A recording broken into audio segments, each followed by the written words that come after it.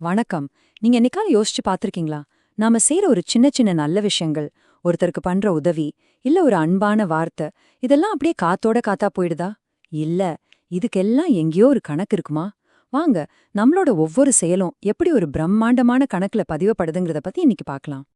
முதல்ல பல 100 வருஷங்களா மனுஷங்க மனசுல ஓடிக்கிட்டே இருக்கிற ஒரு கேள்வியில இருந்து ஆரம்பிக்கலாம். நாம தனியா இருக்கும்போது செய்யற செயல்களுக்கு உண்மையிலே ஒரு சாட்சி இருக்கா? அதாவது நம்மளோட சின்ன சின்ன தினசரி செயல்கள், ஒருத்தருக்கு பண்ற உதவியாகட்டும், ஒரு அன்பான வார்த்தையாகட்டும், இதெல்லாம் சும்மா நடந்து முடிஞ்சிடுதா? இல்ல யாராவது இதெல்லாம் நோட் பண்ணிட்டு இருக்காங்களா? இது நம்ம எல்லாருக்குமே என்னைக்காவது ஒரு நாள் மனசுல வர்ற ஒரு கேள்விதானே, இல்லையா? இந்த கேள்விக்கு இந்து நம்பிக்கையில ஒரு நேரடியான பதில் இருக்கு.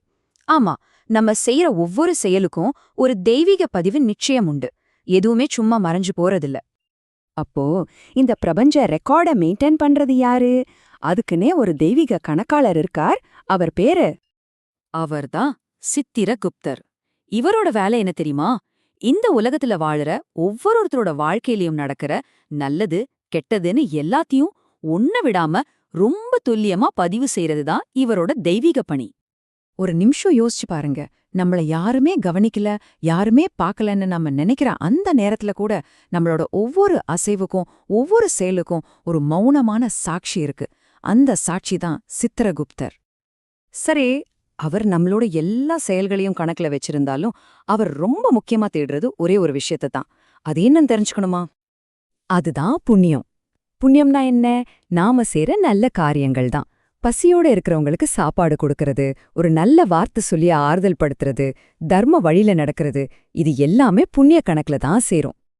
இதுல கவனிக்க வேண்டியது 2 விஷயம். ஒன்னு, அவரோட பார்வை டெய்லி நம்ம மேல இருக்கு. 2வது, அவர் முக்கியமா தேடுறதே நம்ம புண்ணியம் செஞ்சிருக்கோமான்னு தான். ஒரு சின்ன நல்லது செஞ்சா கூட போதும், அது உடனே அவரோட கணக்குல பதிவாயிடும்.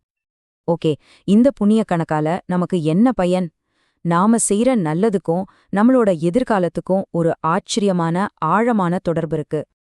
நாம செய்யற செயல்களோட விளைவு நம்மளோட மட்டும் நின்னுடுறது இல்லைங்க. அது ஒரு மரப்பு மாதிரி நம்மளோட அடுத்தடுத்த தலைமுறை வரைக்கும் தொடருது. ஆமா, நம்ம புண்ணியங்கள் அவங்களையும் போய் சேருது. பாத்தீங்களா, இந்த பிரபஞ்ச தொடர்பு எவ்ளோ நேரடியானதுன்னு? ரொம்ப சிம்பிள். நீங்க இங்க ஒரு புண்ணியத்தை செய்றீங்க, அதோட பலன் உங்களோட வம்சம் தழைச்சு ஓங்க காரணமா அமையுது. இது ஒரு நேரடியான பவர்ஃபுல்லான கனெக்ஷன். அதாவது நாம செய்யற ஒவ்வொரு சின்ன நல்ல காரியமும் நம்ம சந்ததியினருக்கு நம்ம விட்டுட்டு போற ஒரு மிகப்பெரிய சொத்து. அது அவங்களோட நல்வாழ்வுக்கும் பரம்பரை வளர்ச்சிக்கும் நேரடியா உதவுது. அப்போ இந்த சக்தி வாய்ந்த விஷயத்த நம்மளோட அன்றாட வாழ்க்கையோட எப்படி பொருத்தி பார்க்கலாம்? நாம செய்யற ஒவ்வொரு உதவியும் சொல்ற ஒவ்வொரு ஆறுதலான வார்த்தையும் நம்மளோட வருங்கால சந்ததிக்கு நாம செய்யற ஒரு இன்வெஸ்ட்மெண்ட். அது பார்க்கறதுக்கு எவ்ளோ சின்ன விஷயமா இருந்தாலும் சரி, அதோட மதிப்பு அந்த பிரபஞ்ச கணக்குல ரொம்ப ரொம்ப பெருசு.